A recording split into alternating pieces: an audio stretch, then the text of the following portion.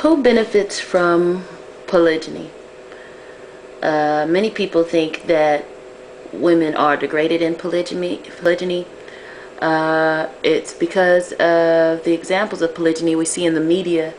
Mormon fundamentalist sects with 20 some odd brides, some of them being underage and them being forced to wear 19th century hairdos and prairie dresses, or even Middle Eastern harems where women are no more than chattel. I'm not talking about that type of polygyny today.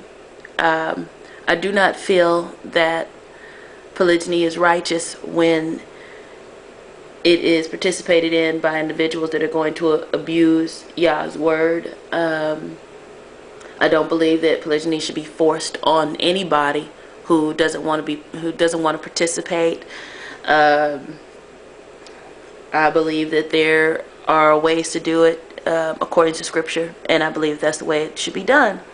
Let's talk about the people that benefit from polygyny. A lot of people think that the husband is the person that benefits from polygyny. I can see where they can get that from because he's the one with the most sex partners. But you have to understand that sex is a very carnal thing. Many creatures have sex. Everything has sex. Plants have sex. You know, we all need to reproduce around here. When it comes to having multiple wives, a man has to deal with, he has more responsibility under his belt, more people to take care of, more people to care for, more people to make sure that they're okay. I mean, these aren't just objects. They're not just sex objects. They're going to have different attitudes. They're going to have different outlooks on life. They're going to have different wants, different needs. Sometimes people get mad about certain things that other people don't get mad about, you know. So, I mean, all that has to be taken into consideration when choosing a lifestyle like polygyny. He's not just going to be having sex with this other person. It's going to be more than that. They're going to have a relationship, you know. He's going to have to deal with her nagging just like he has to deal with your nagging. So, you know, people have to think about that. Really, women are the ones who benefit from polygyny. You get, from a first wife standpoint, you get somebody to help you around the house.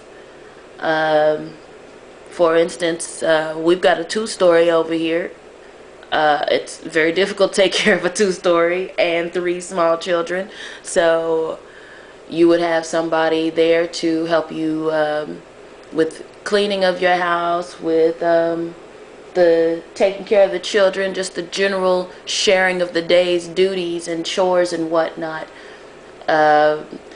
You would have a built-in friend who knows your husband the same way that you know your husband and then some, because really what we have to understand about the nature of relationships, your friends, your closest friends will never know what actually goes on in your relationship with your husband. So you can be telling them anything and they're only going to get that side of the story. They're not going to know what is actually true and what is actually not.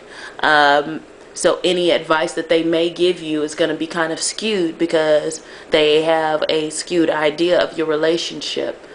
When you have a sister wife, a co-wife, that person knows him just like you know him. So if you say, you know, he was this or that way this morning when he left, and you know, she can say, yeah, you're right, I know he's just like that. Or she could say, no, you know, actually he's not like that. You know, you might be wrong for whatever reason. So you benefit from having somebody there who understands you as a woman, somebody that can kind of comfort you. I don't know about your husband, but my husband is very much so a man, and there's certain things that he just doesn't understand that's going on with me emotionally. Sometimes he can't provide that because he doesn't understand. He just doesn't have that that part of him is not there. And that's because he's a man. I don't expect him to have that. If I truly wanted that in a spouse, I guess I would need to be a lesbian. Also, other types of women, since I was talking about first wives, other types of women that could benefit from a polygynous relationship are single mothers with children. Perhaps they're not married to the father of their children. Perhaps they're abandoned, meaning that the father of their children, their spiritual husband, has divorced them or left them high and dry. He's not taking care of the kids. He's not taking care of her. He's nowhere to be found. And here she is with these kids. And even as a married woman, I can tell you that having a certain amount of children is difficult, enough when you have a spouse. But to be out there, I cannot even imagine being out there and being a single woman with even one child, with two or more children. I mean, I just can't even imagine that. You get no breaks at all. Those types of women could benefit from joining up with in a polygynous relationship. They would have somebody to watch their kids now, and they could get a rest. They could take a nap. They could go and pursue hobbies and whatnot, things that they like to do now, because there's somebody there to help them watch the children. All single women, not to mention just being a part of a loving family and getting to love and be loved by a man. Even single women that don't have children, that have been single for a long time, some of them will tell you, I have a good job and I have a lovely place to stay and everything, and I'm doing well by myself, but my money can't hug me at night. And my money doesn't tell me I love you at night.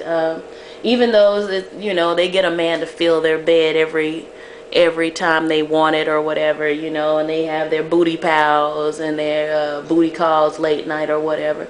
They can tell you that is emotionally unfulfilling. That person ends up leaving, and they are in that room by themselves, in that house by themselves, having to deal with the separation from the person that they've been sexually involved with for an amount of time. Why not stop all that? Why not,